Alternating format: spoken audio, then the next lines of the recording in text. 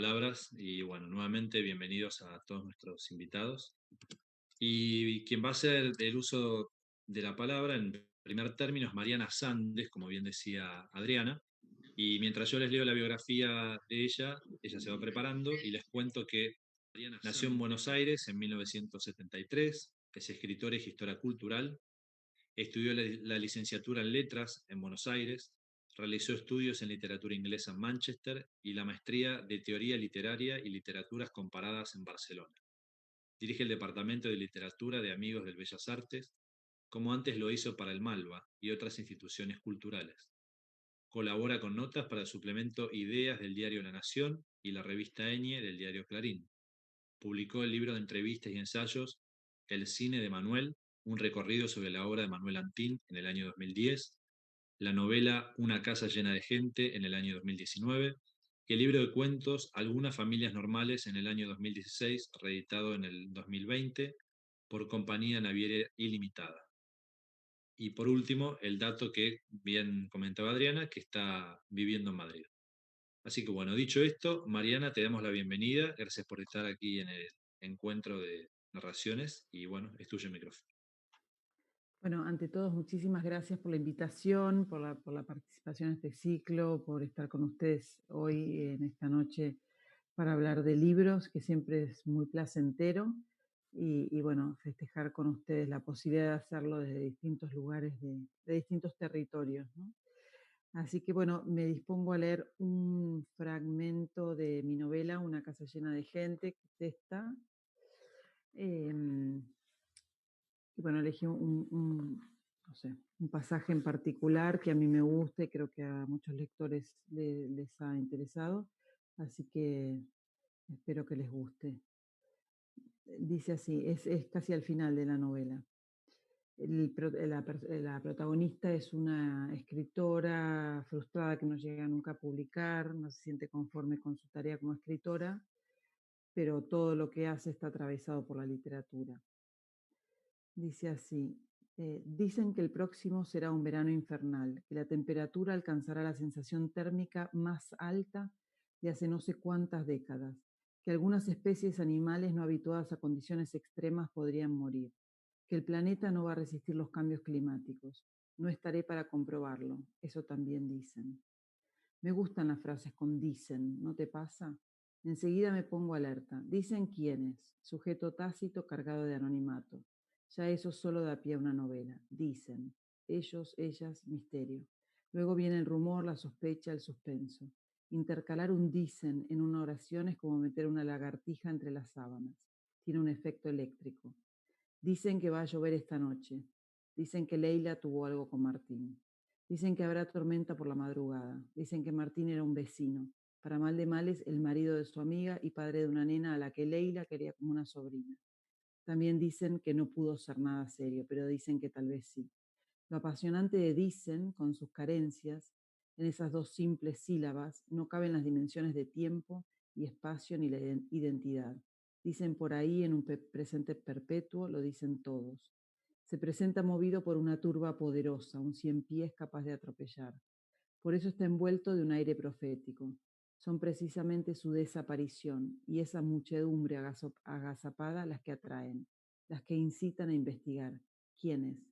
Ahí está el germen de toda ficción para mí. Quisiera contarte mi lado de los hechos ahora. Serán las venecitas faltantes en el mural que hayas ido componiendo. Esos huecos que quedan sin color, color cemento rugoso entre las opiniones de unos y las de otros. Orificios que no pudiste rellenar porque eras chica para entender, ni te pudieron completar los demás por la razón que sea. Así me voy sabiendo que vamos a adorarnos en paz, sin sombras que pongan en duda la sinceridad de nuestra relación. Tendrás motivos para enojarte, criticarme, seguro. Muchísimos, pero por debajo de todo eso, en la base te tranquilizará la certeza de que a vos no te escondí nada, ni a vos ni a tu papá. Nuestras cuentas quedarán blanqueadas. A propósito, no te olvides de hacerte blanqueamiento de dientes cada tanto. Sos un poco descuidada y en el ámbito donde te moves, sobre el escenario o dando entrevistas, es importante que cuides ese tipo de detalles. ¿Me oís? No pienses, sí, sí, mamá, y después te presentas en la tele con los dientes color zanahoria, color carota, diría la abuela. Me hace juego con el pelo, vas a contestar, muy graciosa. Desde este borde del precipicio aprovecho para decirte algo novedoso. Me asomo al pasado y compruebo que no todo en Granny es tan negativo como mucho tiempo consideré. Al contrario, fue alguien que me brindó lo que pudo. Y no lo hizo mal, lo hizo a su modo, que es uno de todos los modos posibles. Es un auténtico. Lo mismo vas a pensar vos de mí, espero.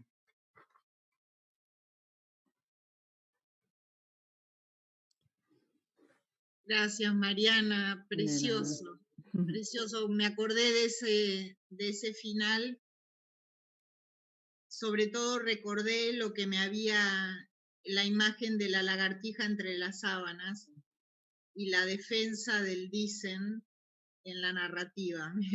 Me encanta, me gusta muchísimo, muchísimo. Gracias, muchas gracias. Muchas gracias, Mariana, por compartirnos este fragmento de Una casa llena de gente. Muchas gracias. Les cuento que nuestro chat destacado en la transmisión está habilitado y nos está escribiendo Mónica Crespo, quien ya ha participado en este ciclo. Dice: hola a todos, querida Adriana y amigos. Y también escribe a quien mencionaron más temprano, Pablo Hernández Marco. Siempre son una fiesta estos encuentros que organiza Adriana. Qué bien que hayan convocado a María, que tanto trabaja por la difusión de tantos escritores. Así que bueno, dicho eso, nos queda nuestro segundo invitado, quien es Nicolás Chiesa, quien va a leer en breve. Y mientras él se prepara, les cuento que Nicolás nació en la ciudad de Buenos Aires en 1982. Siendo hijo de una licenciada en letras y un imprentero, parece normal que haya terminado en el mundo de los libros. Tiene más de 15 años de formación entre diferentes talleres de escritura y guión. En 2013 ganó una mención de honor en el certamen Yo te cuento Buenos Aires con su cuento Telgopor, y en 2017 el primer premio con 151. En 2018, 151 quedó seleccionado para formar parte de la antología de oro al mismo certamen. Cuando no está escribiendo, trabaja como director creativo especializado en redacción, actividad que también le valió varios premios. Bondi, Cuentos para leer en el colectivo, es su primer libro y ya se encuentra trabajando en el próximo. Nicolás, bienvenido, muchas gracias por estar aquí con nosotros y es tuyo el micrófono. Bueno, muchas gracias. Primero que nada por la invitación. Yo voy a leer un cuento del libro que mencionaste, Bondi, y aprovecho para mostrarlo. Y quien quiera seguir en Instagram, en @librobondi, aprovecho el espacio de difusión. Y el cuento empieza con una aclaración que tiene que ver con el libro, que es que el libro dice cuántas paradas de colectivo lleva a leer cada cuento para que uno pueda administrarlo en el viaje, según el largo del viaje. Así que, bueno, voy directo. Los pibes. Tiempo de lectura, 20 paradas. Este punto ciego en el que Damián no es padre, ni marido, ni jefe, se fue convirtiendo en lo mejor del día. Mira el celular y deja sin abrir un mensaje de Julieta. La vista previa le alcanza para saber que es la misma pregunta de siempre. ¿Dónde estás? Guarda el aparato. Martina lleva 3 semanas enferma y eso congestiona la relación con Julieta. Padre y marido, no sería hasta que llegase a casa. Jefe acababa de ser por algunas horas y tal vez resulte una exageración el término. En realidad, Damián sabe que solo supervisa versiones pasadas de sí mismo, gente más joven que hace lo que él hacía antes. Cuando Martina no está enferma y él está bien con Julieta, el trabajo es solo contexto. Pero cuando no es la muerte, toda una mierda. Excepto acá, en el colectivo, rodeado de un exceso de gente igual de sudorosa y a disgusto consigo misma que él. Ni siquiera tiene que esforzarse por mantenerse de pie. La presión de la masa lo sostiene. Encuentra liberadora incluso la seguridad de saber que no va a sentarse en todo el viaje. Hace algunos días dejó de escuchar música en el trayecto porque se la pasa demasiado rápido. Él quiere saborearlo. Ahora se divierte tratando de adivinar quién será el próximo en bajarse. Mientras se encuentra abstraído en el juego, siente la presencia que se destaca del resto y comete el error de levantar la cabeza. Percibe que un tipo le sonríe con familiaridad y agita la mano. Entiende que alguien intenta arrebatarle su jardín zen. Cierra los ojos y se insulta en voz baja. Al volver a abrirlos, la amenaza ya no está a la vista. Te dice que eso es peor. Ve a la gente que se abre como las espigas de un campo ante el avance de un depredador. Cuando el atacante está a la altura del timbre, sucede el milagro. La señora mayor que está frente a Damián, última en el juego mental de quién se bajará primero, Rompe los pronósticos y se levanta. Sale por la derecha en cámara lenta y deja el asiento a merced. Damián se abalanza y lo toma con un movimiento brusco. Saca rápido del bolsillo los auriculares, se los pone y desea con todo su ser haber eludido al enemigo de su tranquilidad. Soy yo, Camilo. Una mano en el hombro lo obliga a girar y encontrarse cara a cara con un desconocido que acaba de escupir 3 exclamaciones y va por una cuarta y una quinta. Soy yo, Camilo. El recién llegado se señala a sí mismo. Damián finge no escuchar ni entender lo que pasa y tampoco tiene pensado levantarse. Pretende usar la descortesía como danza de guerra para ahuyentar al predador. No funciona. Del otro lado le dedica una sonrisa amistosa y un abrazo incómodo. Disculpa, me parece que te confundís, no te conozco. Responde seco y sin sacarse los auriculares. En parte porque no quiere que le rompan las pelotas y en parte porque honestamente no es capaz de reconocer al hombre que le sigue hablando. No, si estás igual, vos sos el que estaba todo el día con la remera de los Stones en el kiosco de los pibes en Palermo. Damián piensa al instante dónde habrá quedado la remera de los Stones, pero no dice nada. Pregunta, ¿cómo? Continúa la táctica evasiva. Frunce el ceño mientras señala los auriculares que lleva puestos como si no pudiese escuchar bien lo que le está diciendo Camilo. El recién llegado lo observa y baja los ojos siguiendo los cables que salen de los oídos de Damián y se juntan en su pecho para formar uno solo que baja recto y cuelga sin conectar con la punta metálica rozando el piso. Damián sigue los ojos de Camilo, entiende la situación y le pone armas. Se saca los auriculares y recoge el cable como si nada fuera importante. Repite la pregunta, ¿cómo? Sí, vos estabas todo el día con el cabeza, yo soy el hermano del más chico del negro. El cabezón, no el cabeza. Lo corrige y termina de entregarse a las circunstancias. Cree recordar haber visto la remera de los Stones en la última mudanza. Decide que la buscará cuando llegue a su casa. Bueno, el cabezón. Yo era más chico, los miraba lejos, me parecían unos capos. ¿Del negro decís que sos hermano? Sí, él siempre lo recuerda con cariño. Al cabezón y a mí no creo, no terminamos muy bien con el negro. ¿Qué decís? Cada tanto los nombres y siempre con afecto. Nosotros terminamos medio peleados porque la novia del cabezón había estado antes con el negro y dejamos de juntarnos con él. El cabezón se la juró. ¡Ja! No sabía, el cabezón era bravo, puede ser. Era difícil encontrar una mina que no hubiera estado con mi hermano en esa época. Asombrado, Damián se da cuenta en ese instante de que también le resulta agradable hablar y escuchar sobre sus amigos y el lugar donde se juntaban. La esquina había sido el punto ciego donde no era ni hijo, ni estudiante, ni telemarketer. Ahí siempre lo esperaban con alguna cerveza fresca, un porro o una dosis de conversación trivial. Por el kiosco habían circulado todo tipo de personajes que ahora empezaban a desfilar por su memoria. Le vibra el celular y la visión previa le repite lo mismo que hace una semana, pero los signos de pregunta ahora son de exclamación. ¿Dónde estás? Damián vuelve a la esquina en su mente. ¿Y en qué anda tu hermano? Si se entera que estoy hablando con vos se muere. El negro sigue igual que siempre, pero como nunca te lo hubieras imaginado. Labura de vendedor en una concesionaria. Traje, corbata, portafolio. Entonces se produce el segundo milagro estadístico.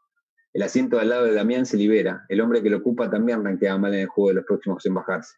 Camilo se sienta y ahora quedan ambos a la misma altura.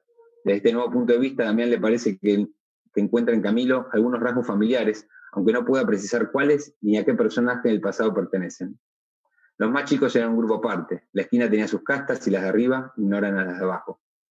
Al otro que seguí viendo es al gordo, porque cuando ustedes se fueron, él quedó parando en la esquina. Acá tanto me lo cruzo, vive en la pensión con el viejo. El gordo, qué hijo de puta, qué máquina de chupar. Sí, una bestia. Todavía si pasás seguro lo ves con una Quilmes en la mano. Está murado al piso el hijo de puta. ¿Sabías que la mamá era puta de verdad? Nah, no te la puedo creer. A mí me dijo que laburaba en un cajero en el supermercado. Te habrá chamullado, le da vergüenza. Por eso si le decías hijo de puta por cualquier boludez, se calentaba y se iba a las manos. Nah, qué limado. ¿Te acordás el verano de las Quilmes de litro por promoción por $1? Sí, terrible. El paraguayo pensado también $1 el gramo. Te comprabas un 25 por 25 pesos. Alto verano menemista. Qué bueno, la Quilmes helada por $1, por Dios. ¿Y vos a qué te dedicas ahora? Yo soy redactor, escribo por una revista. Ya no escribo tanto, ahora superviso un grupo de redactores. ¿Vos? Yo sigo estudiando para actuario, no sé si te acordás, pero me boludean con Calcudín, porque era bueno con los números. Mientras termino la facu laburo en un kiosco, pero no en el nuestro, ¿eh? Actuario, la mierda, che. ¿Sabes que cuando se juntan los pibes a escabiar y yo estoy laburando, siempre me acuerdo de mis amigos, de mi hermano y de ustedes, los pibes, ahí en la esquina? La nostalgia lubrica los engranajes de Damián que acaban de conseguir algo mejor que su jardín zen, el jardín zen de su juventud. Empiezan a batallarse con anécdotas del barrio. No compartieron la misma época, pero las historias son todas similares y se reconocen en situaciones. Damián le cuenta a Camilo que el gordo una vez se aspiró una raya de jugo tan por una apuesta, y los dos se ríen mientras se rascan la nariz como si lo hubiesen hecho ellos. Cuando se ríen, desentonan con el clima huraño del resto del colectivo. Camilo trae la charla al Moneda, le decían así porque siempre estaba pidiendo plata. Olía como si viviese en la calle y probablemente lo hacía. El que hablaba mucho y se le entendía muy poco, le dice Camilo, mientras imita cómo el Moneda rascaba las R's con una cadencia espatarrada, como los nenes cuando se lastiman y le intentan explicar llorando a sus madres qué fue lo que les pasó. Damián se ríe y justifica no recordarlo con la frase: el que recuerda a los 90 es porque realmente no los vivió. Camilo mira por la ventanilla y anuncia que se baja en la próxima parada. Le pregunta a Damián si no quiere pasar a tomar una birra, que el hermano va a caer en un rato y se muere si lo ve. A Damián le parece un exceso de confianza. Con el negro no está peleado a muerte, pero tampoco quedaron amigos. Además tiene que volver a casa a cuidar de Martina, así Julieta puede descansar.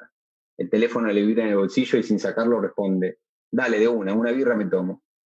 Damián se pone de pie, los auriculares que siguen desconectados se quedan en el piso desde el bolsillo. Lo recoge rápido con algo de vergüenza. Camilo lo ve y deja escapar una sonrisa. Todos alguna vez son ese que no quiere cruzarse un conocido. Abandona los asientos y comienza a abrirse paso por entre la gente hasta llegar al timbre. Cuando se bajan y caminan por el barrio poco iluminado, se acentúa la memoria emotiva de Damián. Estar vagueando por la calle en busca de una fresca con un pibe que paraba en el kiosco le parece surrealista. A cada paso evoca una historia de su pasado. Empieza a contarle a Camilo que una vez saliendo de un boliche, el cabezón se agarró trompadas con dos rugbyers que le dijeron villero por su chomba sin marca y sus bermudas anchas. Caminan 4 cuadras rectas y después doblan a la derecha. A 20 metros, Camilo se mete en la entrada de un edificio, mientras aún se ríe de la imagen de los dos rugbyers corriendo por la avenida Santa Fe mientras estallan a los lados las botellas vacías que el cabezón les iba tirando, al grito de hacer un scrum con esta, pelotudo. También completa la historia agregando que por calentura el cabezón terminó agarrándose trompadas con un pibe que no tenía nada que ver. Y le reconoce a Camilo que el cabezón era bravo. Él responde que esa no la sabía. Entran al departamento pequeño y desordenado. Camilo va directo a la cocina. Abre 2 latas de cerveza importada mientras comenta que son importadas. Dice que las tiene heladas para momentos especiales. También en camino levantan las latas y brindan por el kiosco, por la esquina y por el negro y por los pibes. Al mencionar al negro, Camilo levanta la lata al aire, como haciendo un brindis en dirección a la foto de un hombre con un bebé en brazos. También le da un trago largo a la cerveza antes de poder hilvanar el recuerdo con su pensamiento racional.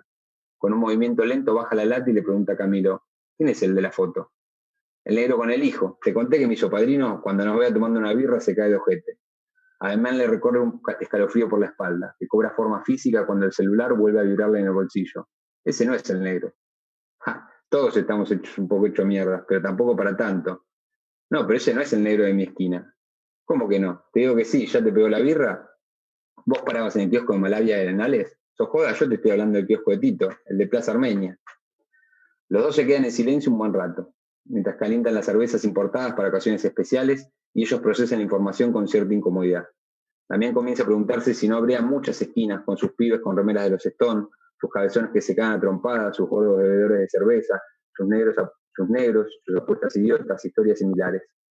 Camilo tiene los ojos fijos hacia arriba y hace unos pestañeos incompletos y rápidos, como si estuviera abstraído calculando cuáles eran las posibilidades. Pero las peleas, las birras, el porro, los pibes, no puede ser. Qué sé yo, es raro pero posible. La sentencia le da a Damián un respiro mental, al menos el necesario como para que se despida con una incomodidad cordial de ese Camilo que no es el suyo. Ninguno de los dos quiere o puede agregar mucho. Bajan el ascensor en silencio, se despiden y a Damián casi se le escapa un mandale saludos al negro que tenía pensado de antemano. Cuando está saliendo del edificio se cruza en el umbral con el negro de la foto, el hermano de Camilo, que ahora no tiene un bebé en brazos. No intercambian miradas, pero atrás se escucha a Camilo que le grita a su hermano: boludo, no me vas a creer lo que me acaba de pasar. Sin darse vuelta, Damián camina el recorrido inverso que hizo desde la parada hasta la casa de Camilo, mirando los adoquines. Solo tiene que esperar unos minutos para que llegue el colectivo. Se sube y ve que no está tan lleno como el anterior. Puede elegir entre los asientos libres. Mientras se está decidiendo en cuál sentarse, lo ve. Junto a la ventanilla, en uno de los 2 asientos solitarios de la derecha, está el negro, su negro. Mucho más flaco, con un traje y un maletín sobre las piernas. Damián apura el paso en esa dirección y se ubica 2 lugares más adelante, sin que el negro lo descubra. Le da la espalda, saca los auriculares de bolsillo, los conecta al celular y pone música. Quiere terminar el viaje, irse a casa para ver cómo está Martina y ayudar a Julieta. Wow, gracias, muchas gracias por este cuento de equívocos maravilloso, precioso, precioso. Me hiciste acordar a los personajes de Paul Auster, ¿no? Blanco, negro, que son siempre, son lo que son, no son lo que son. Muchísimas gracias, Nico. Ustedes.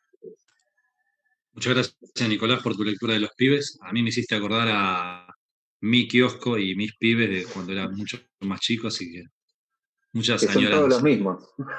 Claro, tal cual, tal cual. Todos entrelazados.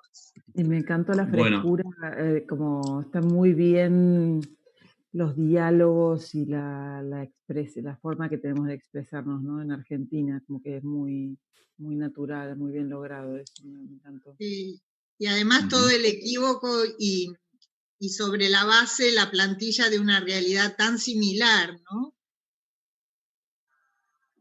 Gracias. sí, sí.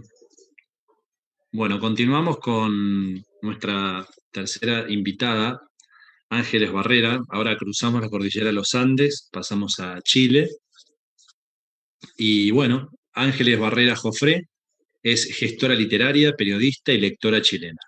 Creadora y directora de Lectores en Tránsito, Comunidad Hispanoamericana, Literaria y Cultural. Productora y locutora del programa Lecturas Asombrosas, que se emite hace 3 años a través de Radio Universidad SEC Chile. Coordinadora de tertulias literarias también, y produce diversas actividades de difusión literaria. Bueno, Ángeles, muchas gracias por estar aquí con nosotros. Bienvenida y es tuyo el micrófono. Gracias, gracias por la invitación, gracias por esta oportunidad de poder conocer a los demás miembros del panel. Gracias, Adriana. Y bueno, un saludo grande desde este lado de la cordillera. Como les contaba antes de iniciar el programa, Adriana, no soy escritora, soy más bien lectora. Y esta vez quiero compartir con ustedes un ensayo que tiene que ver mucho con la narrativa, con lo que inconscientemente les sucede a los escritores al momento de estar escribiendo sus relatos. Este ensayo es del poeta y ensayista chileno David Evia, que tuvo la gentileza y amabilidad de permitirme leer este texto. Se llama Las palabras que siguen y está publicado en un libro de compendios de ensayos que se llama Estética. Ahí está. Las palabras que siguen. Las palabras que siguen a estas que estoy escribiendo ahora se vinculan a las precedentes por algo más que gramática, contigüidad o esa unidad de propósito con que quisiera abrazarlas. Y si bien es legítimo reprochar obviedad a tal comentario, puedo decir, al menos, que ella no se desprende de la concatenación a la que aludo, sino más bien de la incontinencia asociativa del lector de este texto frente a otras experiencias. Pero yo no hablaba, justo antes de imaginar el reparo de incontinencia, sino de la continencia que en lugar de contención deviene irrefrenable deslizamiento significativo de un vocablo a otro, como si las posibilidades de lo que aún no ha sido enunciado estuviesen ya acotadas en gran medida por aquello que sí. Si la palabra estuviese como efectivamente está antecedida en estas líneas por el artículo definido de género femenino la, que de vez en cuando le cuelgan, podríamos apreciar que esa partícula aparentemente inaugural de la secuencia, además de factible y políticamente correcta, consiste en una suerte de confesión de lo que viene, y en ese sentido, la coherencia recién verificada desemboca en una reiteración evidente. Pues, admitido desde el artículo el género y el número de su sucesora, ¿por qué la palabra expresada en la frase la palabra vuelve a darnos ese par de datos que acabamos de conocer? O lo correcto era incorrecto, o sencillamente la palabra correcto significa incorrecto. La cuestión podría quedar allí, sin más, como brutal testimonio de que las pretensiones logicistas del discurso colisionan con su propia inmiserable evidencia. Si no fuera porque al estampar más arriba la fórmula, la palabra, terminamos en realidad circunscribiéndola a la expresión la palabra. Inútil alegar aquí para solidarizar yo mismo con la comprensible furia del lector que en el caso previo una de las dos voces idénticas iba sin cursivas. Inútil porque, con o sin artificio, la palabra admite situar a continuación de ella la palabra, volviendo a estar en aquella como antes en el artículo definido el género y el número de esta. tómese en cuenta que se trata apenas de un ejemplo y que su sola proyección al resto de las aplicaciones de la lengua de la que nos estamos valiendo tiene como consecuencia la constatación de que cada partícula del andamiaje con el que nos manifestamos repite parte importante de la información de la que ya disponíamos, y que ese ensamblaje impide, por definición, separar una palabra de otra, de modo que jamás una palabra podría explicarse por otra, decirse por otra o distanciarse de otra. La cuestión podría volver a quedar allí sin más, como brutal testimonio de que las pretensiones logicistas del discurso colisionan con su propia y miserable evidencia. Si no fuera porque la secuencia que hemos observado cabe practicarse en reversa y remontar, desde las palabras que siguen hacia aquellas que las encadenaron antes de que estuviésemos yo u otros y así sucesivamente, hasta comprender que las palabras no eran ni son palabras. Muchas gracias.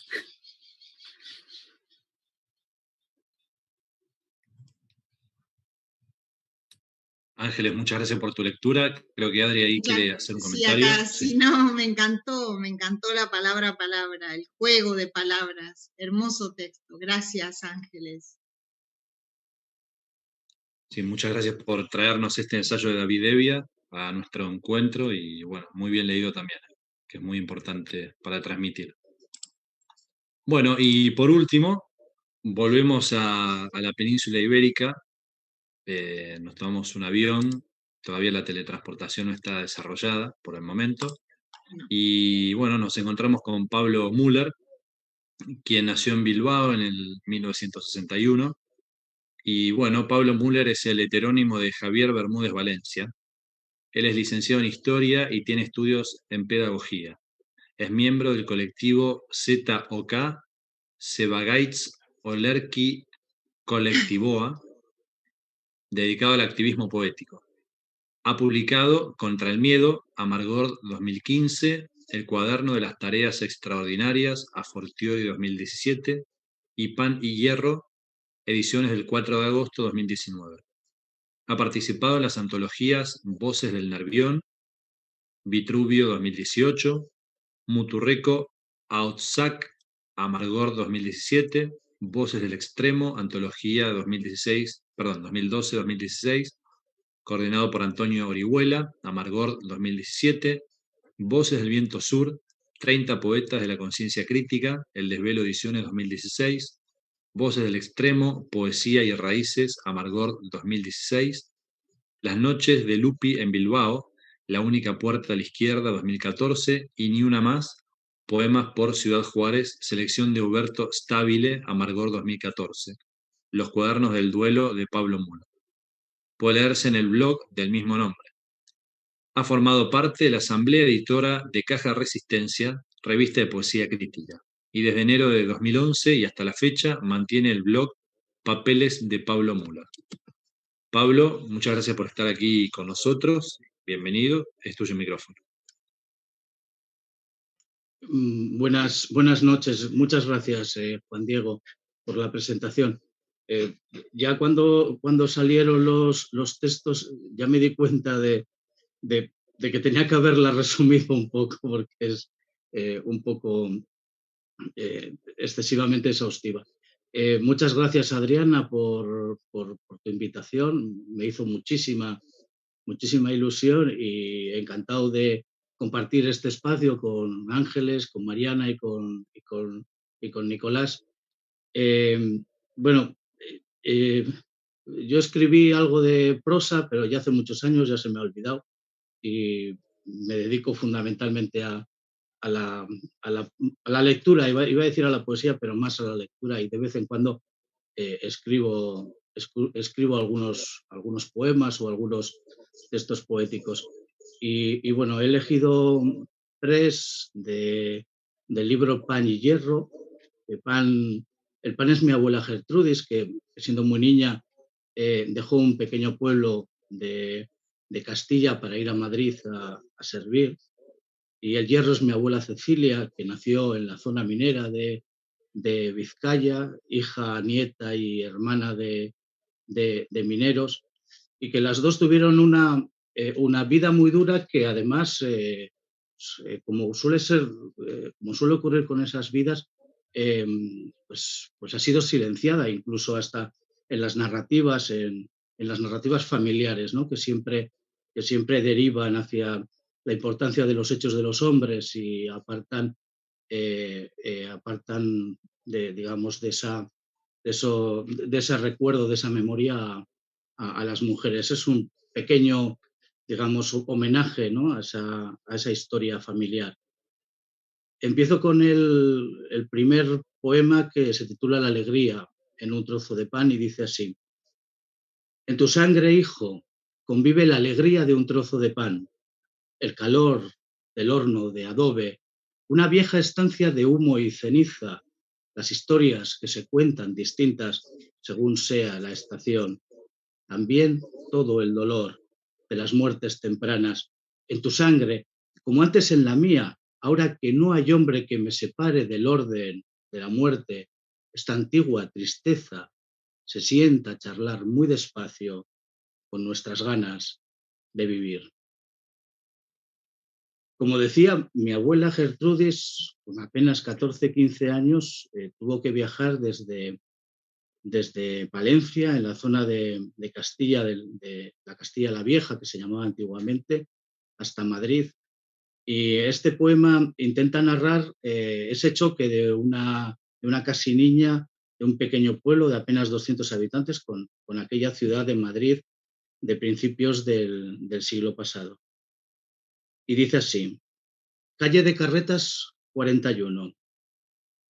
La distancia desde la estación de Atocha hasta el número 41 de la calle de Carretas se puede expresar en el sistema métrico decimal, en el silencio acogotado del miedo, en el cansancio del viaje junto a la mirada nueva, buscando la cornisa de los tejados tan lejos. Si haya lógica agrícola en el viaje, estaremos al final del otoño y no habrá mayores diferencias en el cielo que les cubra, que el rumor del empedrado y el sonido metálico de los zapatos de los hombres ricos. En el trayecto entre la estación de Atocha y el número 41 de la calle Carretas entran tantas preguntas como sirvientas viejas y tan pocas respuestas como alegrías que llevarse a la boca. Rosquillas de palo sí, la media docena envuelta en el último trapo blanco desmigadas por los dedos sucios de los viajeros del vagón. Tanto suena la voz de madre, la voz de párroco de bien nacida, es el ofrecer la vianda, aunque quede el agujero del hambre tras las migas, la franela áspera y el olor del tabaco, la uña negra del tratante de ganado. Esa distancia ahora en metros es la de la soledad. Madrid no tiene sol, madre, de tan altos que son los tejados, de tanta sombra que hacen los sombreros de los hombres. Mi abuela Cecilia, este es un poema sobre sus padres, y que dice así: aprender a amar. Imagina Víctor el centro de la piedra como un lugar desconocido, las letras que ignora, y Marcelina le explica las antiguas formas de aprender amor antes de aprender trabajo. Él sabe del ciclo de la tierra y el abono, la lógica olvidada entre el barro de la mina, óxido en la lluvia, que envenena la vida, las suyas, las que vendrán. Por eso, al decidir el punto de la roca donde la palanca rompe una, otra, abriendo la grieta como respiración, como latido, son sus manos las que hieren las esquirlas del hierro, piritas que amenazan con su chispa la dinamita que espera su ocasión. El estruendo es su fracaso. Arremolinados, encorvados, los hombres que lo acompañan pican los restos y las mujeres últimas esperan para lavar el mineral. Muchas gracias. Quiero más. Más poesía. Qué maravilla, Pablo. Pablo, ¿por qué te pusiste Pablo Müller? o Müller? Apareció en un texto. Estaba escribiendo hace ya muchos años. Me estaba intentando acercar a un hecho especialmente doloroso de mi vida por vía de la escritura y me di cuenta que no podía entrar directamente como Javier, ¿no? Y apareció Pablo Müller en un texto y me di cuenta que él podía vehiculizar ese acercamiento al dolor, protegiéndome a mí, ¿no? Y luego abrí un blog y luego ya me quedé con él y nos hemos hecho amigos. ¿Y qué te acordás el texto? Sí, me acuerdo del texto, sí. Me acuerdo ¿De del quién texto. era? El texto era mío, era yo el que estaba escribiendo. No, no, pero de donde tomaste el heterónimo, el nombre. No, bueno, yo entiendo que puede que tenga algo de eufonía con donde trabajaba mi abuelo paterno. Mi abuelo paterno trabajaba en una fábrica aquí en la margen izquierda del Nervión, en la zona donde estaban las antiguas acerías. La empresa se llamaba Gruber, que la había hecho la fundó un alemán antes de la Guerra Civil. Y yo entiendo que de la eufonía esa de Gruber, Müller, pues apareció, pero fue casualidad, fue un hallazgo fortuito. Y es tan fuerte ese heterónimo que me pasó que cuando dije quiero invitarlo a Pablo, y es Javi, y me hice un lío enorme, porque es como una superposición, ¿no? Pero, sí. ¿Y es Müller o Müller con diéresis arriba? Yo lo escribo con la diéresis porque entre nosotros queda exótico, desde el castellano.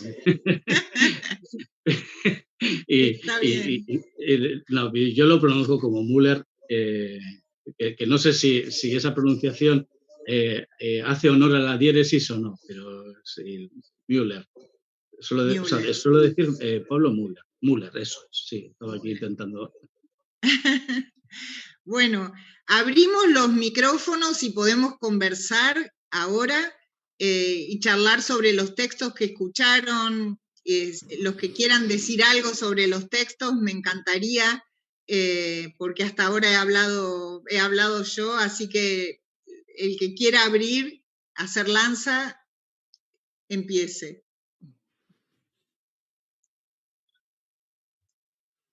Yo arranco queriendo decir que después voy a preguntar por los textos, cómo conseguir los que leyeron propios y no propios, porque todos me interesan. El de la palabra me quedé con ganas de seguirlo en un texto, ¿viste?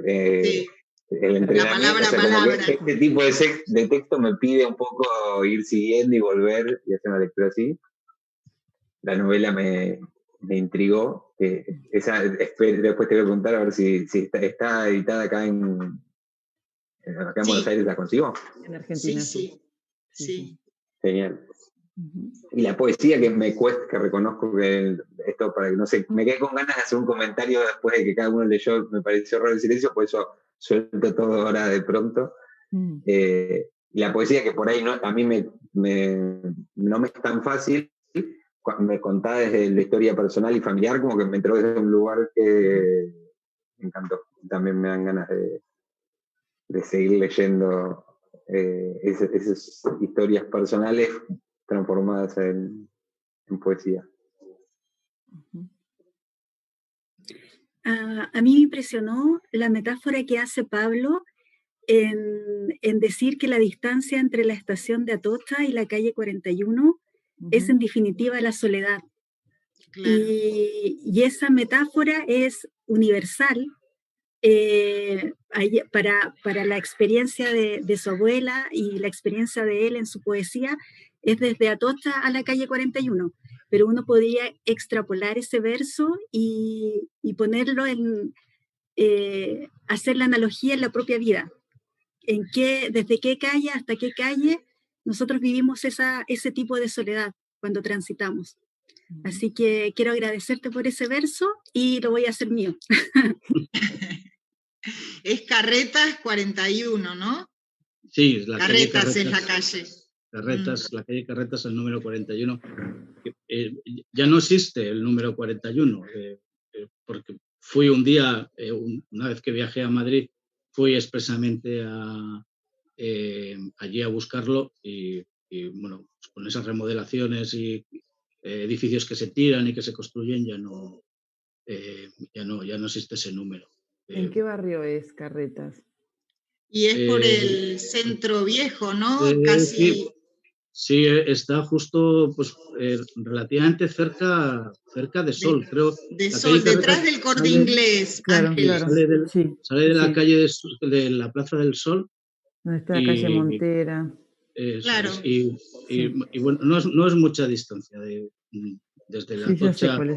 Desde la estación de Atocha bajas por la misma calle Atocha. Bueno, pues que ahí está esa famosa escultura del abrazo en honor a los abogados laboralistas asesinados en la transición.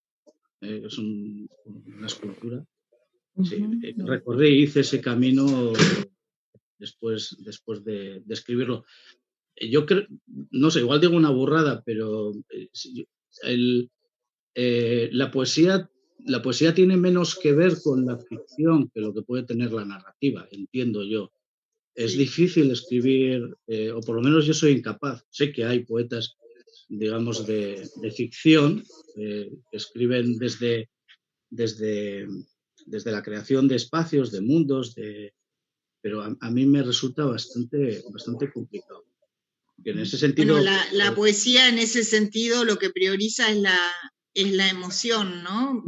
La vivencia personal. Claro, y entonces en esa condensación de la emoción frente a un hecho determinado, de ahí aparece el poema. No. Es la vivencia personal hace un filtro, pero ese filtro al final a lo que nos lleva es a mirar dos grandes cosas que tenemos en el mundo, que una es la belleza y otra es el dolor. O sea, esto lo desarrolla muy bien Jorge Riesman.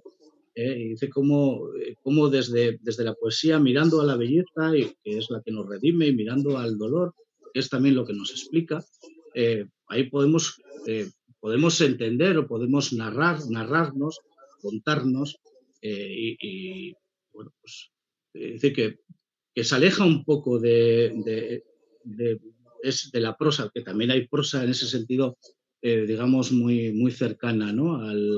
a la belleza y al dolor, pero yo reconozco mi impotencia, ¿no? Lo que pasa es que Javi, son dos procedimientos diferentes y maravillosos los dos.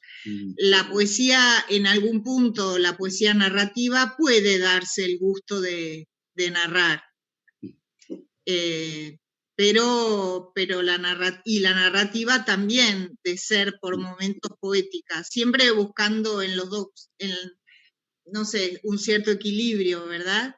Y hablando de narrativa y de poesía, ¿qué están escribiendo o qué estás escribiendo, Ángeles? Vamos a empezar por Ángeles. No, yo no escribo. Perdón, Mariana, no sé por qué pensé en Ángeles. Sí. Mariana.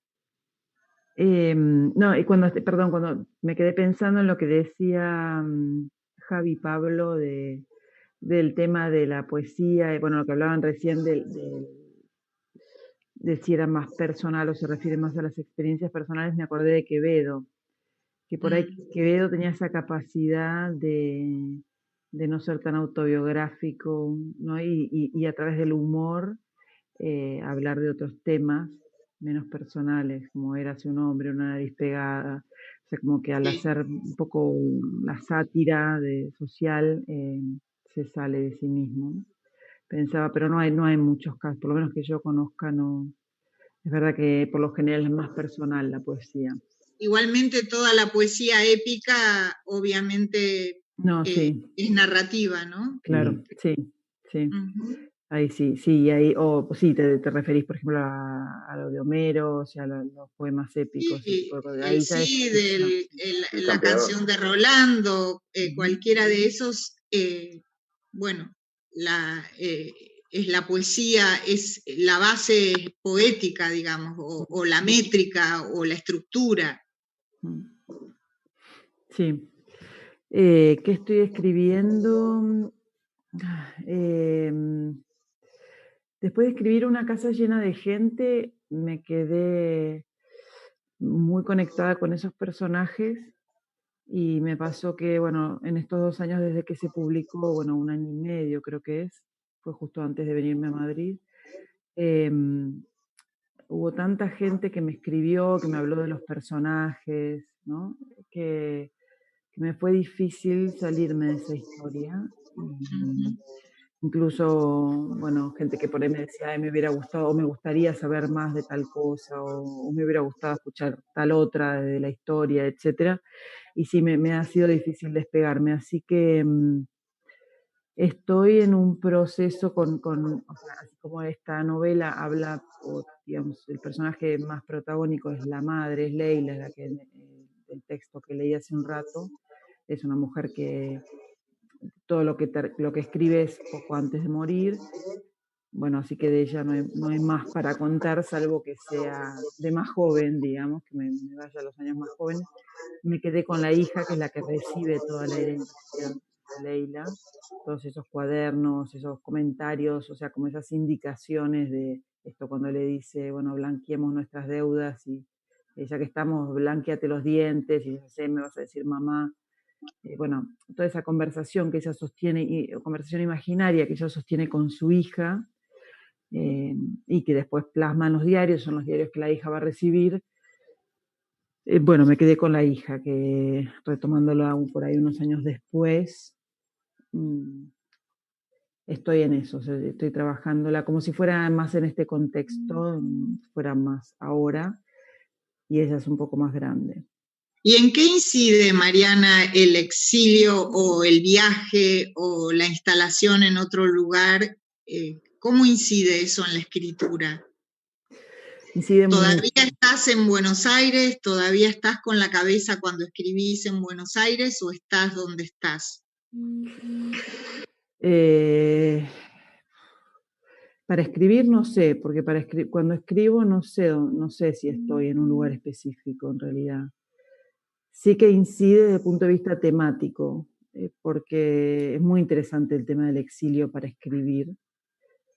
Exilio o la migración, no sé, porque exilio a veces suena un poco... Más político, sí. Sí, suena como si hubiera habido un conflicto, que en mi caso no hubo, es más una elección, pero es verdad que, bueno, definitivamente igual es un exilio, pero la migración, el irse del lugar de uno, lo que queda, lo que deja, lo que te traes con vos, son tantas las variantes que se abren, es un abanico tan enorme de matices de esto que decíamos hace un rato, de la vivencia de lo personal, porque yo me levanto y todos los días lo primero que hago es abro los diarios argentinos.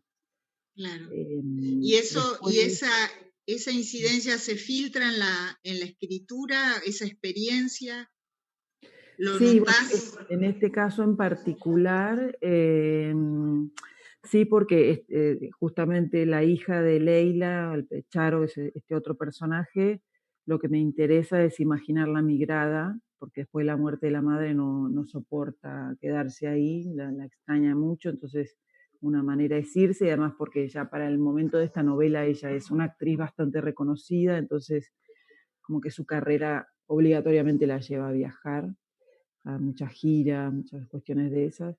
Y Entonces la experiencia te está sirviendo, digamos. sí, porque, bueno, está mucho, bueno, la gente que queda, la familia, los amigos, cómo te seguís relacionando con ese ir y venir.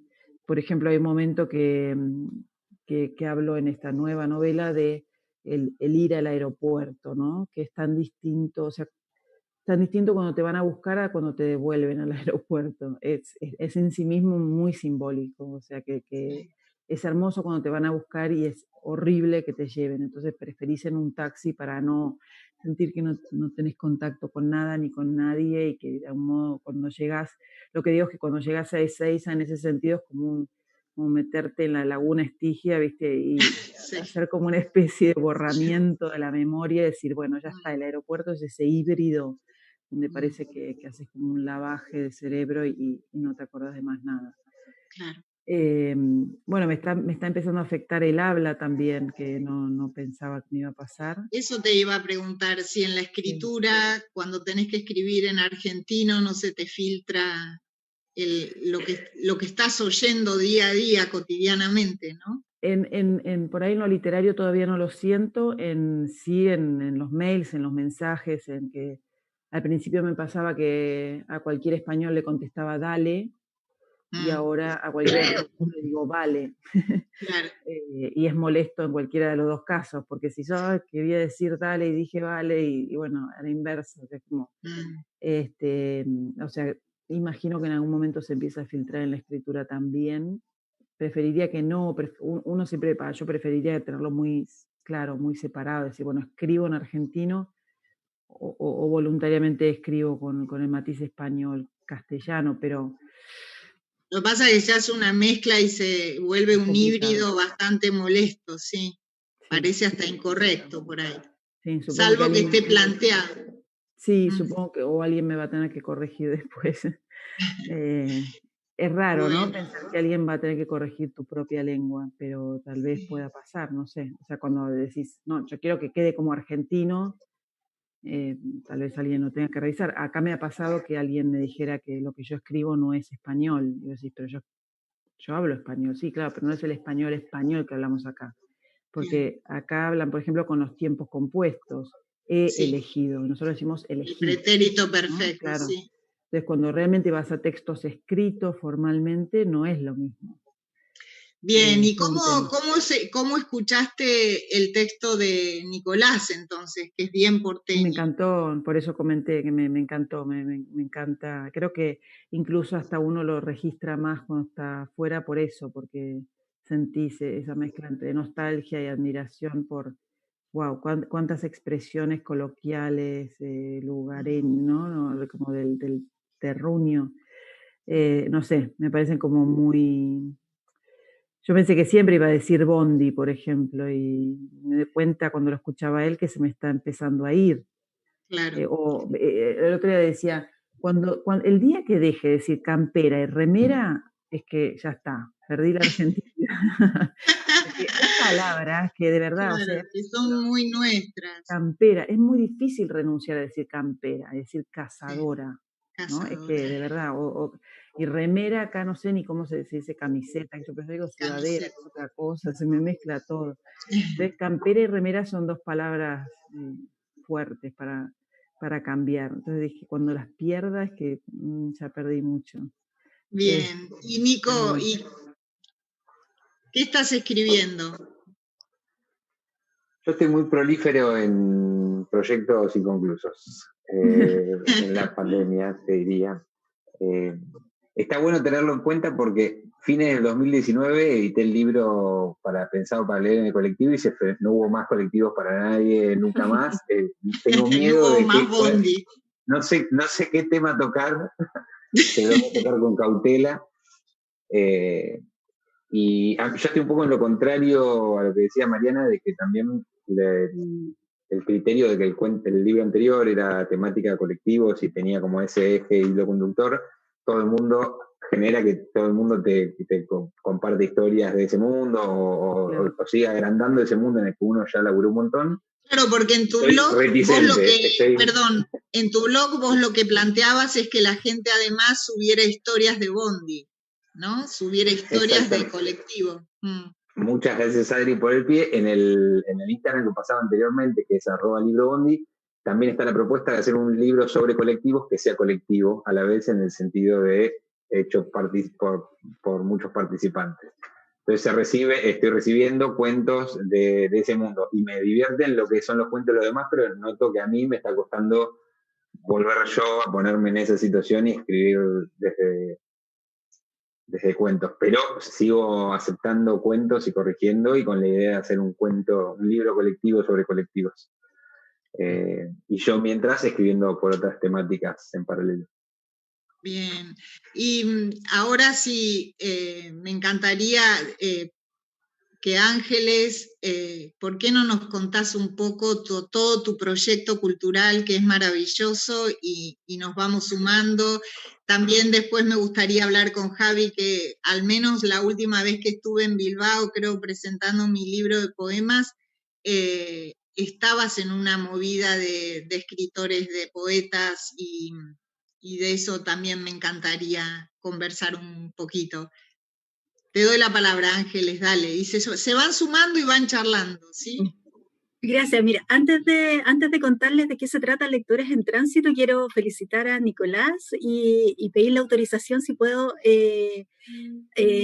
difundir su convocatoria, porque tiene mucho que ver con esto que se ha convertido en una comunidad hispanoamericana.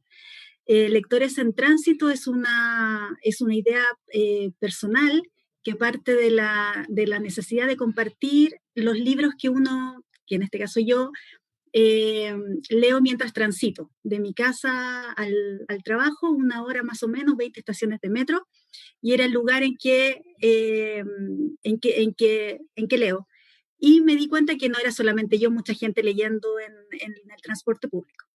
El problema era que llegando al trabajo, llegando a la casa, no encontraba un feedback para comentar si el libro me estaba gustando, qué me había impresionado, entonces siempre quedaba como al debe. Entonces siempre me quedaba con la sensación de que no podía ir más allá del libro.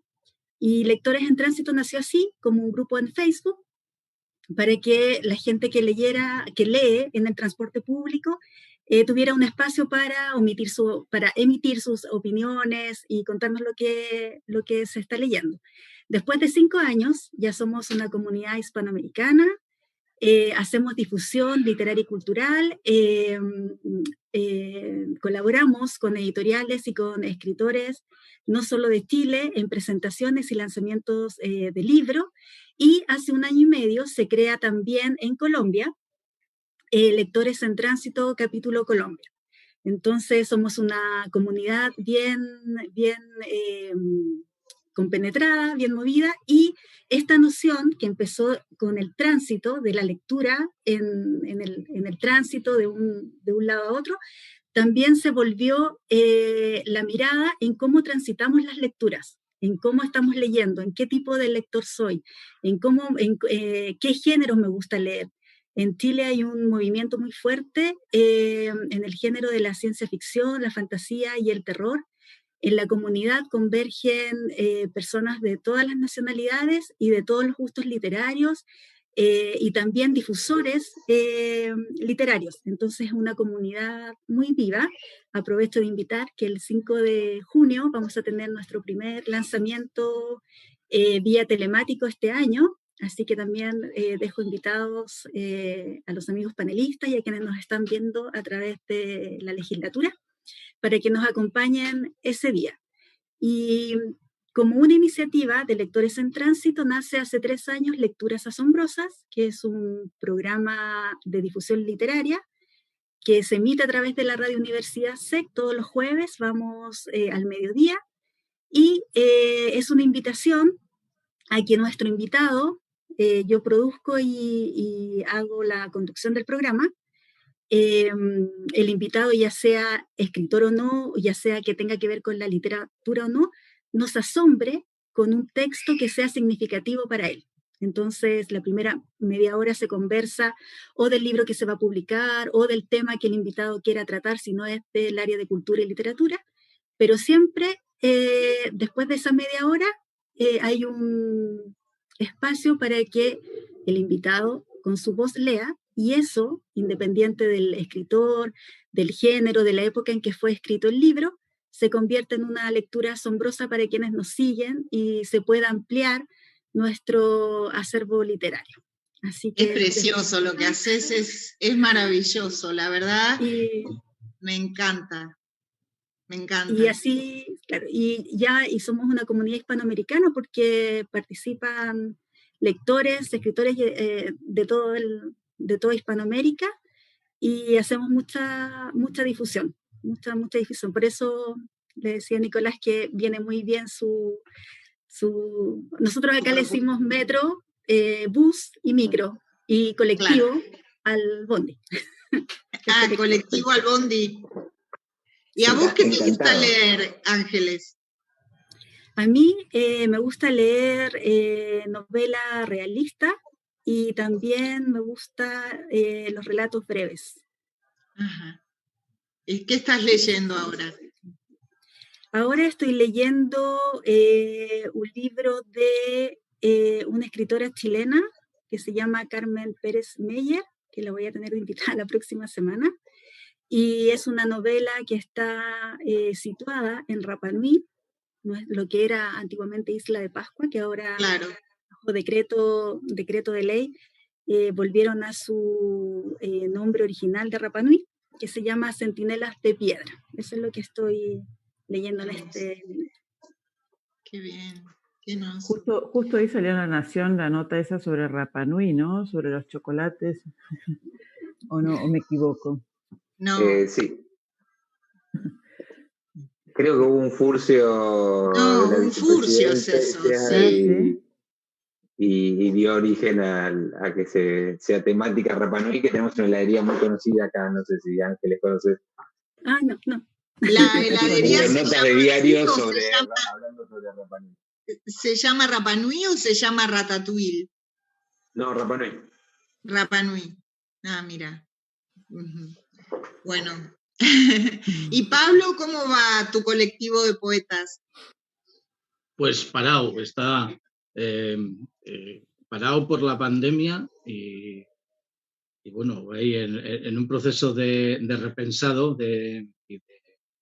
y de a ver qué hacemos, cómo se va abriendo este espacio de incertidumbre, ¿no? que el COVID nos ha traído. Hace unos años. ¿Qué estás escribiendo? Escribiendo, pues mira, estoy escribiendo un libro de poemas más experimental que el último de Pan y Hierro, menos lírico.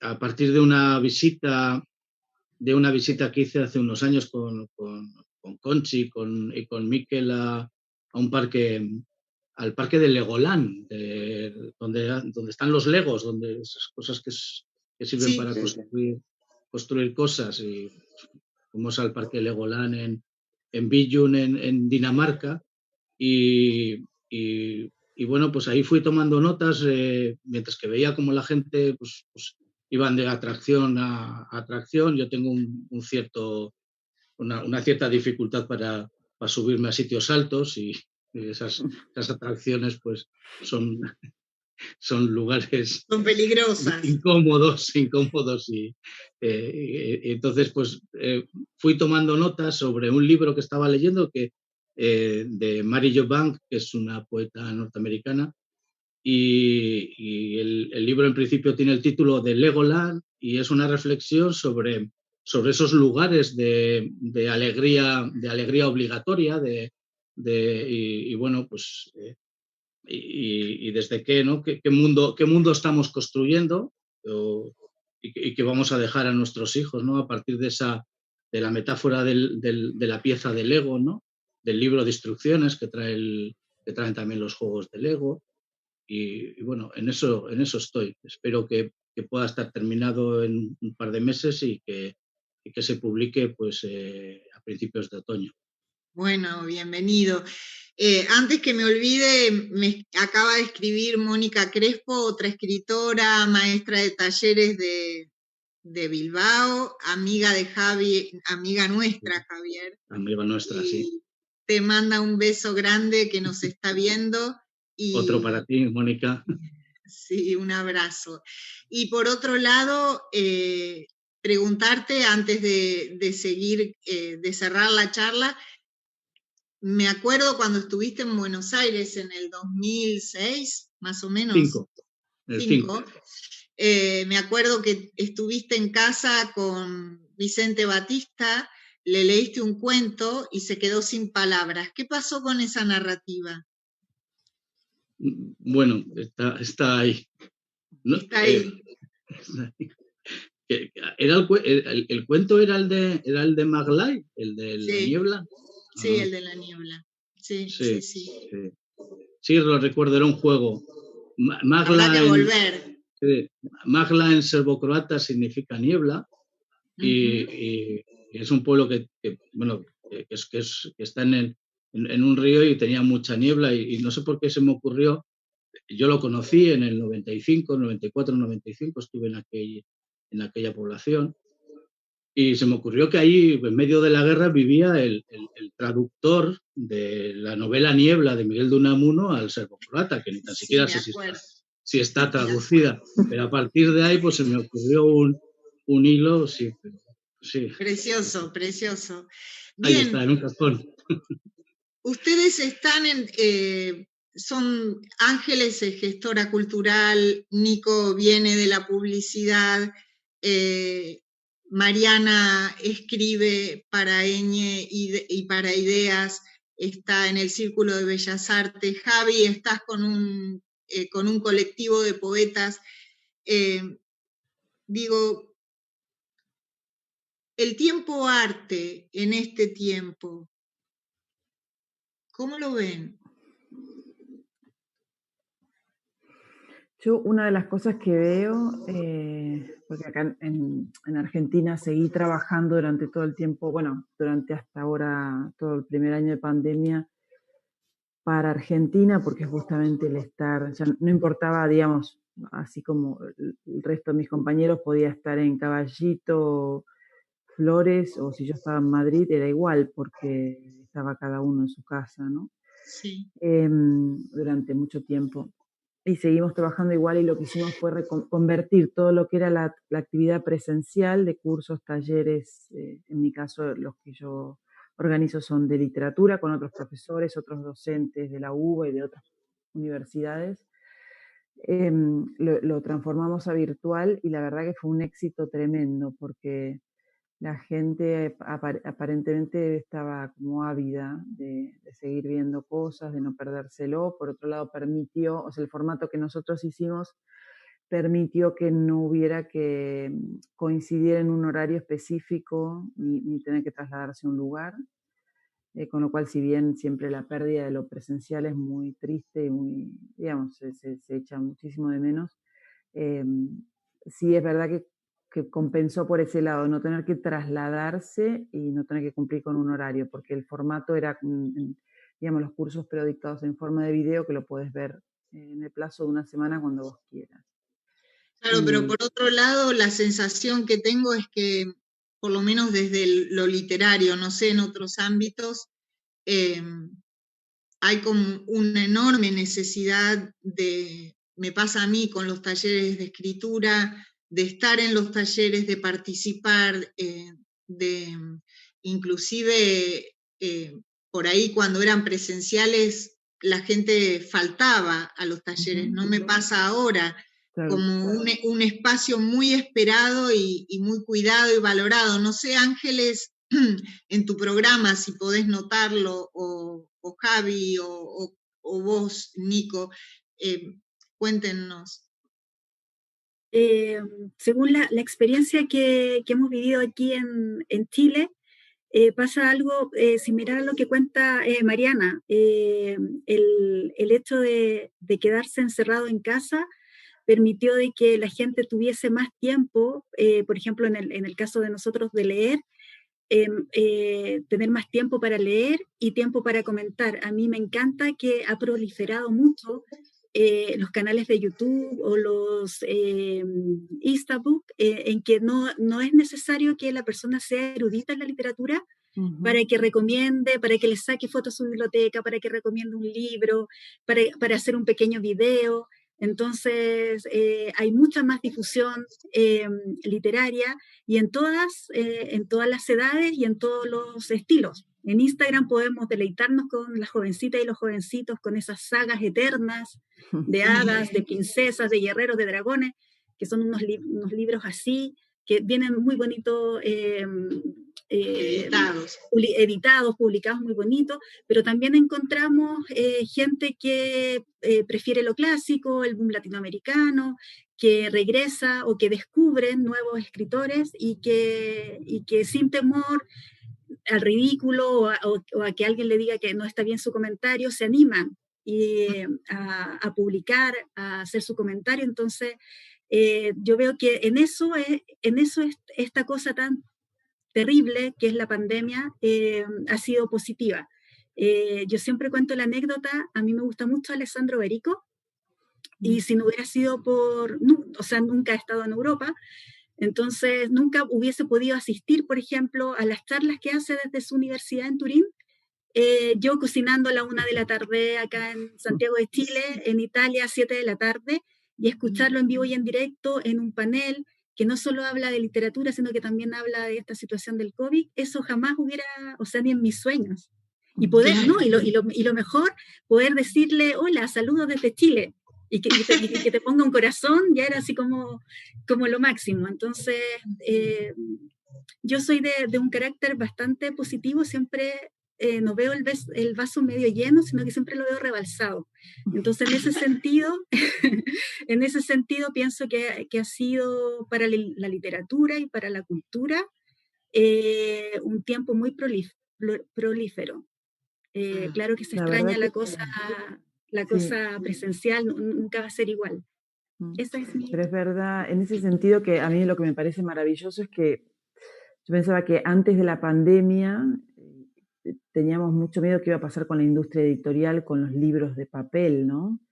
Y es como si durante la pandemia eso hubiera estallado, porque es como dice Ángeles, en Instagram yo me puse a seguir, bueno, porque acá en Madrid estoy desarrollando clubes de lectura para una universidad virtuales, y entonces me puse a seguir clubes de lectura en Instagram y en otras redes, y es impresionante la proliferación, la variedad, incluso, bueno, en todo el mundo anglosajón, ¿no? Pero, por ejemplo, hay un caso, creo que nunca sé si es en Inglaterra donde lo están haciendo, porque tampoco importa en realidad, porque abarca a todo el mundo, pero que lo que hacen se llama la peregrinación Tolstoy's Pilgrimage.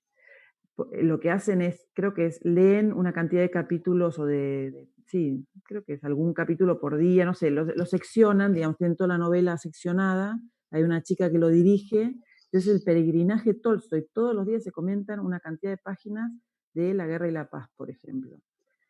Y la siguen no sé cuánta gente de todo el mundo. Bueno, en Buenos Aires, claro, pero en Buenos Aires me hiciste acordar en el 2019 o 18, sí, lo de Dante, se hizo, ¿no? Con la Eneida, sí.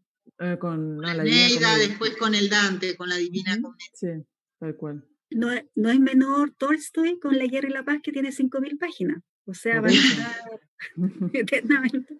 Así que muy bueno. Maravilloso. Sí. Uy, me encanta en La Guerra y la Paz la escena en que se ve la batalla de Borodino, ¿no? Es maravillosa esa parte. Maravillosa. Yo pensaba cuando decía Pablo Javier que ya no estaba el número 41 en la calle en la que hacía referencia, y yo pensaba que mis cuentos hacen toda referencia a un tipo de viaje en colectivo que ya hoy no es normal y no sabemos exactamente cómo hacer. Me interesa eso, me interesa la literatura post pandemia, qué cosas va a haber que reformular. O sea, vamos a tener que lavarse la mano a todos los personajes cada vez que entren a cualquier lugar, en cualquier escena. O sea, creo que va a haber pequeñas cosas que, no sé si les pasa, pero me pasa a mí incluso viendo cosas viejas. O sea, no solo con libros, por ahí leo una escena o veo una serie, alguien que tiene una actitud física que hoy no sería normal, y me hace un ruido en la cabeza, aunque yo sepa que la serie responde a los 90, donde entrar y darse un abrazo y tocar todo. Yo soy fanática de La Ley y el Orden, y esta temporada cuando los vi con barbijo dije, no, apago, ya está. Es como... Pero a su vez, viste, pero es la doble cosa. Yo pero por otro lado, no claro. quiero barbijos, o sea, porque...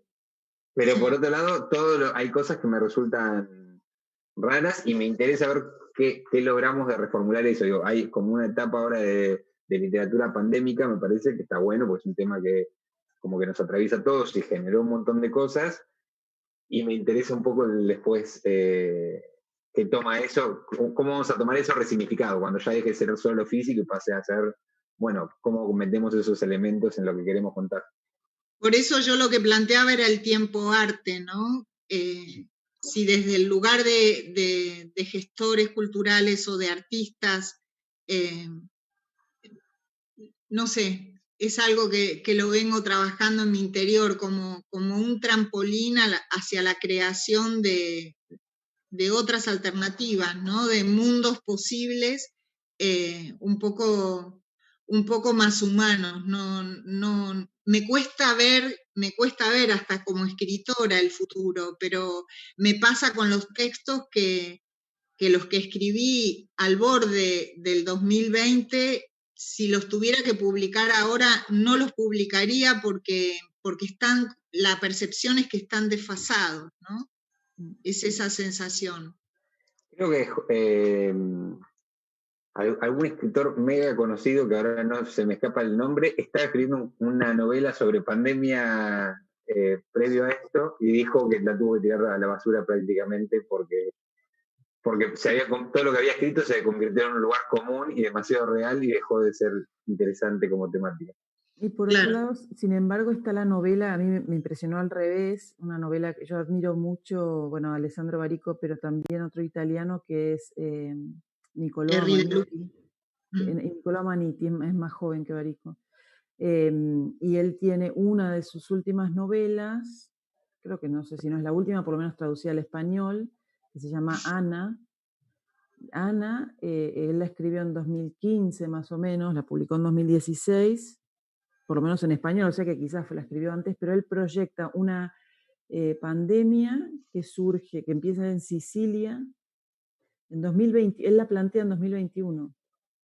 ¡Qué increíble! Y cuando la lees, yo en el momento cuando la leí, había leído muchas novelas de él, es muy bueno, cuando la leí, o sea, realmente se me cayó, y la leí, no sé, como si te dijera en 2018, o sea, y ya en ese momento me dejó muy impactada. Imagínate ahora, o sea, fue una de las novelas que dije, esa novela dije, qué suerte que no la traje, porque no la quiero ni... O sea, era cuando empezó la pandemia real, dije, la verdad es que no podría volver a leer ese libro, porque es tan, digamos, si bien se presenta de otra manera... Qué curioso, ¿no? Qué curioso adelanto a veces hace la ficción sobre las cosas, sí. Bueno, una novela que yo no pude volver a leer y cuando pude regresar a Buenos Aires me la traje, pero es dolorosa y espero que esa distopía no se produzca, es En la carretera. Sí. Es tremenda, es tremenda. Bueno, creo que... Ensayo sobre la ceguera, hay un montón de títulos, me parece, que se nos vienen a la cabeza con esto. Ensayo sobre ceguera lo tuve como muy presente desde el principio en los micromundos que se armaban y cómo... Sí.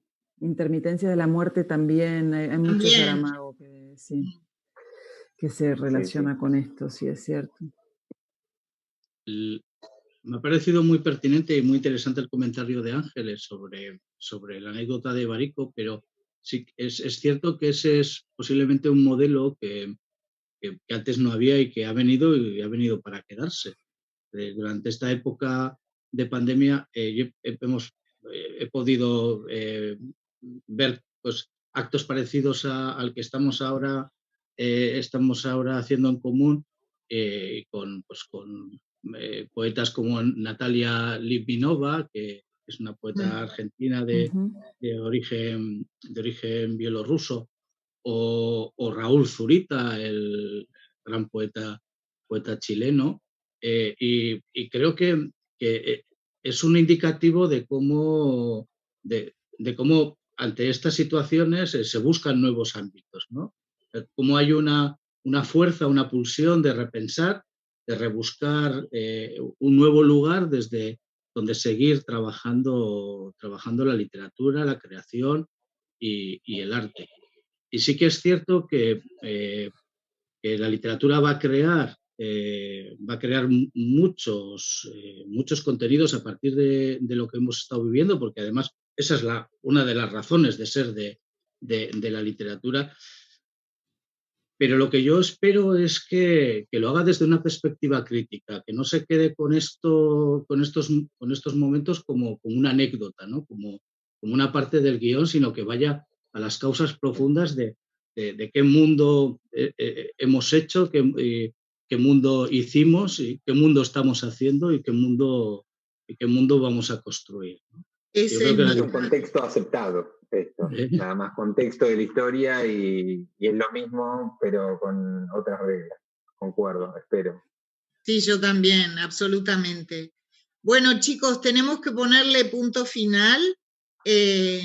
Ha sido una charla maravillosa. Supongo que Juan Diego andará por ahí, aparecerá, espero, o se cayó internet, no lo sé, pero estás ahí. Ah, buenísimo. Me encantó conversar con ustedes. Me gustó muchísimo, espero que se hayan sentido súper bien y que cuando les mandemos el link compartan este programa para que se siga viendo. A veces es tonto decirlo, pero de los likes dependemos de que esta plataforma se sostenga todo el tiempo para que llegue a más personas, a más lectores, etc. Así que, bueno, te dejo, Juan Diego, a vos para que cierres. Bueno, Adri, muchas gracias. Antes de hacer el cierre, les quiero mencionar 2 mensajes que hay en el chat. Uno que es de Nora Agudelo y que creo que tiene que ver con lo que hablaban, que es si en Colombia se consiguen los libros de nuestros invitados. ¿Es así? Les pregunto a ellos. No, El pero libro Bondi lo seguramente. hacemos llegar con cariño hasta donde a quien escriba al Instagram le encontramos la vuelta.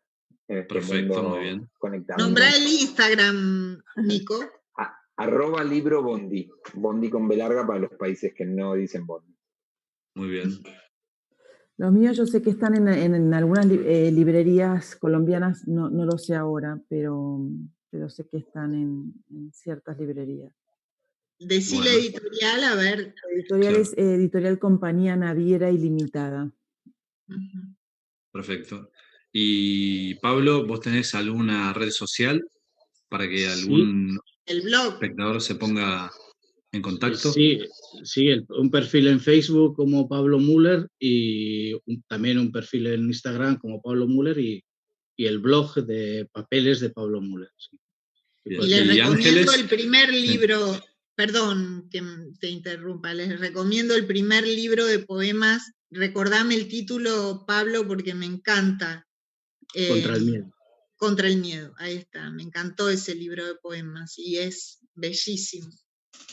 Es un verso de Mercedes Roffé, es una poeta argentina que reside en Estados Unidos, de origen judeo-sefardí, muy interesante y que recomiendo su lectura.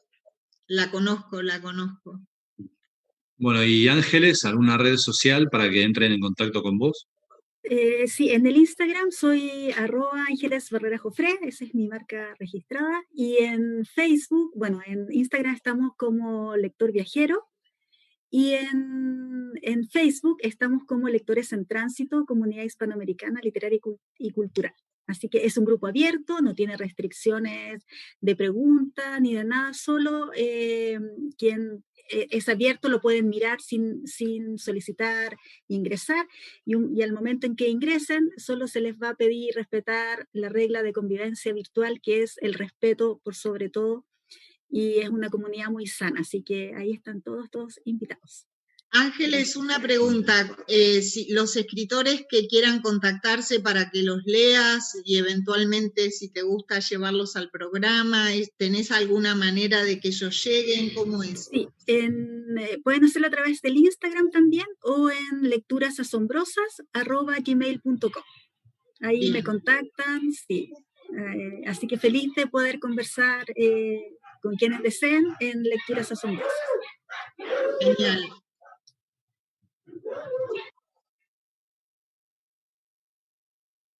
Se cayó. Se quedó, me parece que se quedó.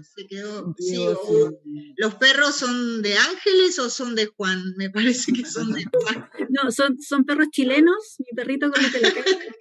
Yo tuve que sacar a mi perro que está afuera bajo la lluvia porque estaba muy molesto y escuchaba tus perros y empezaba a ladrar. Entonces se puso inquieto porque no encontraba al compañero ladrador. Claro, Juan se quedó sin conexión. Sí. Bueno, Juan se quedó sin conexión, así que yo cierro desde acá. Les agradezco muchísimo. Nosotros, si quieren, seguimos por privado, pero ahí está, Juan. Te dejo a vos la palabra. Sí, nada, eso mismo. Una última cosa que también estaban diciendo acá. Francisco Mora dice, saludos a Adri y al mejor escritor de la Argentina, Nicolás Chiesa. Así que Nico, Gracias. Marta Olivares dijo, muchas gracias a todos. Muy bien, gracias a todos, una muy buena conversación. Nora Agudelo, gracias, un placer haberlos escuchado. Libro Bondi y Micaela Gattuso, muchas gracias a todos y todas por este bello encuentro. Así que, como dijo nuestra última espectadora, lo mismo para ustedes, muchas gracias a nuestros invitados por prestarse a esta entrevista con Adri, con relatar sus cuentos, sus lecturas y demás. Así que muchas gracias a todos ustedes, gracias espectadores, y bueno, nos vemos la próxima. Y ¿qué será, Adri? Otras voces cardinales, ¿no? ¿Nos esperan? Otras voces cardinales, sí. En la próxima vamos a tener voces femeninas, todas femeninas. Muy bien, así me gusta. Bueno, nos vemos la próxima y bueno, buen fin de semana. Adiós. Muchísimas chau. gracias. Gracias. Hasta luego. Chao. Chao.